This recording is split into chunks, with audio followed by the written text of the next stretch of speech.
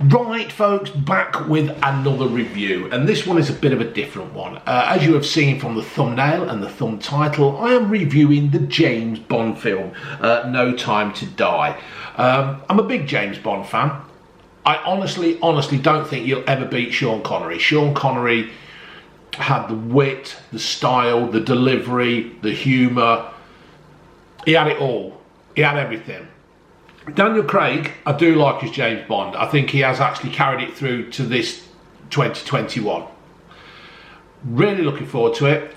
I watched the last two films of James Bond last night so I could get up to speed, just in case there was something that was carried on. And it was carried on. Yeah, and now this is going to be hard for me to try and not give too much away. Because I don't want to give any spoilers. I want you to go and endure what I had to endure. People have I've seen some of the I've not read the reviews, but I've seen the stars and people saying this is great, best Bond film ever, best this and best that. It fucking isn't. It isn't the best Bond film ever. I think Daniel Craig has done better Bond films. I think this was far too long. There was a bit where he is Rami Malek and he's sitting there talking, and it just bored the fucking tears out of me. I was thinking, what the fuck is this all about? Just get to the point. Just get to the point. I've had enough. I've had enough. I went there and I expected great things, and I've walked out and I said to this old boy there, and I went, what the fuck was that about then? And he went, I don't know. He says, I don't know. I haven't got a clue. I've been left a little bit disappointed. I think the ending was poor. I'm disappointed in it. I've just come back. I've had a quick cuppa and I've read through some of the results. I've just read through some other people's reviews, and some are saying it's brilliant, it's banging, it's great, it's the best Bond film. It fucking isn't. I don't think it is at all. The action scenes, great, you can't beat them. The starting scenes, great, you can't beat them. They're good. They are good. The James Bond, they're a little bit tongue-in-cheek, because let's face it, James Bond, he gets 1,000 bullets shot at him, and very rarely he gets shot. So, you know, James Bond, I don't even know why we need a fucking army, because you could just send James Bond out there. But, like I said, I've made some notes. I weren't impressed with the fact that James Bond was a bit of a wimp in this. He was crying. He was like nearly crying. He was a bit pathetic, kind of thing. And it just wasn't James Bond that I know, or we know, or we've watched over the last 55 years. It just wasn't him. You know, I'm comparing it to the George Lazenby one.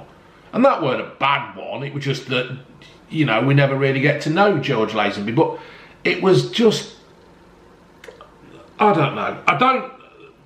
The thing that starts it all off is that right at the beginning, I'm not giving no spoilers away here, James Bond is in love. And when James Bond's in love, and I mean in love, it's shit. It's just shit. It shows a weakness of him, and I don't like it. I don't like James Bond to have a weakness. It's not on. But yeah, the action shots were good. I enjoyed that. All the car chases. Excellent stuff. Excellent stuff. But I weren't impressed with Rami Malek as Safin, the villain. He just looked like Freddie Mercury with fucking bad acne to me now. I thought his portrayal of a villain, of Safin, was just not very good. To be a Bond villain, even in the style of Dr. Evil in Austin Powers, you've got to have a certain presence about you. You've got to be able to carry it off, and I don't think he did. man with a funny voice and bad acne, just didn't do it for me. Just didn't do it. I was really, really disappointed. I was expecting great things of the man who played Freddie Mercury, but all it was just Freddie Mercury with bad acne and a real bad accent. And you can actually pick fault through the film, where there was one bit where something was happening and other countries wanted to know what was happening. Typical spy stuff, you know, typical stuff. Mentioned it once. There was no comeback of what the other countries in the area wanted to know. There was just, oh, we'll just brush that aside, we'll forget all about that. And it's like, I don't know. I thought, I love Naomi Harris as Moneypenny. I think she is up there with the original Moneypenny. I think she's really, really good. There is another girl in it who rivals Bond. Some of you have probably seen it or know about it. And I thought she was good. And I thought she really did play the part well. And I did like to see it. But it's just, I don't know. I was just disappointed in it. I really was. And it just seems that it's like they've almost tried to change James Bond from being a secret agent. I don't know why he's a secret agent, because he tells everybody his fucking name. How's that happen? How's that happen that he can tell everybody his name and nobody can fucking find him? He's even got his own flat in London. What? Just fucking unbelievable. And another thing with Bond, why does he always wear bloody shoes? Why don't he wear trainers or some kind of fucking proper footwear for running around? The other thing is, at the beginning, well, no, I won't tell you this because it won't. But there's just something about this film, or there's something in Bond where it's lacking his wit, his humour, his delivery, his timing. And that's not Daniel Craig's fault. I think that's just basically down to it being a poor wrote film. I don't think it was directed that well. I'm not an expert, don't get me wrong.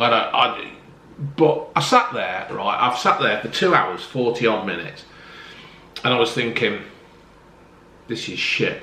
I am disappointed. I am so disappointed in this. I just can't. It never kept you on the edge of your seat. It never. Other Bond films, they drag you along with it. They take you for the ride, you know. But this, and I just basically put it down to the fact that James Bond was in love, and I also put it down to the fact that the film, the franchise, don't want to offend anybody. He hardly drunk. I mean, James Bond smokes. Never picked up a fag. Hardly had a drink.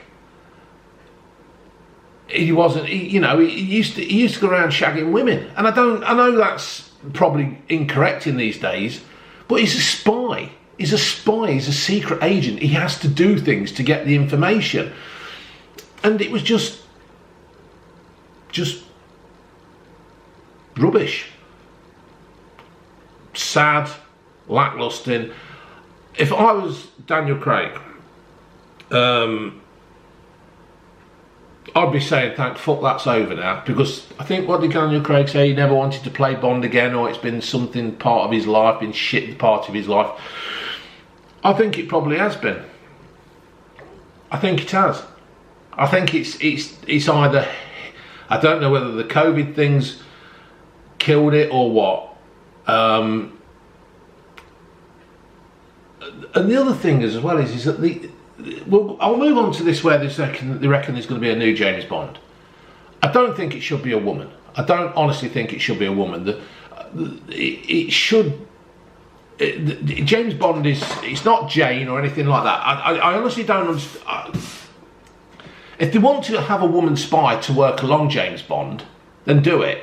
But don't change James Bond, because it's history. Anything that's ever happened, I have been expecting you, Mrs. Bond, or Ms. Bond, or whatever it is, or Brooke Bond, Basildon Bond.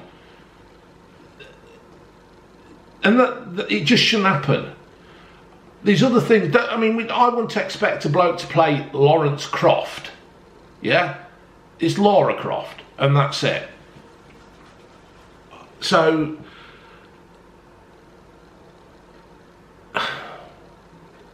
it just shouldn't change. It's like it just shouldn't change. If that's the way it is, it should be James Bond and that's it. Keir Starmer mentioned it. I don't know what the fuck he's got to do with it. All he's got to worry about is his own Labour Party, to my fucking James Bond, trying to please everybody. But my final sum up of this film is that I am disappointed. I was left unsatisfied. I was shocked how bad the ending was. Some things never tied up. I thought the villain was pretty poor, and the film just like jumped from one thing to another. There weren't no continuous storyline for me. It was just, I don't know. It just went on far too long. They could have taken a half an hour out of that. They could have taken a half an hour out of that, and less is more. I think they've overdone it. I don't know whether it's because it was Daniel Craig's last one, but it's just disappointing. I won't watch it again. I won't be watching that again. If it comes out on the BBC on Christmas Day or something, I won't be watching it. It's very disappointing. You know, James Bond's a fucking alpha male, for fuck's sake. You know what I mean? He's the king of the spies, even though he gives his name away all the while. But time and time again, it'll come back and the villain will be there and Bond will be in some situation. I don't know, I just don't fucking shoot him like Austin Powers says. Just fucking kill him. Just fucking kill him. Done him. Get rid.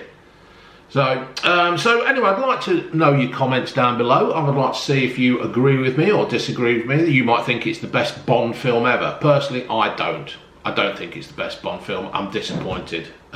Fortunately, I went to the cheaper cinema in Loughborough because that one's been there fucking ages, and I wanted to support the small local cinema that's been there for ages. Although it's the Odeon, support the smaller one. Alright folks, put your comments down below, but disappointed. In fact, I'd give the film a 5 out of 10 because there you go. Alright, laters.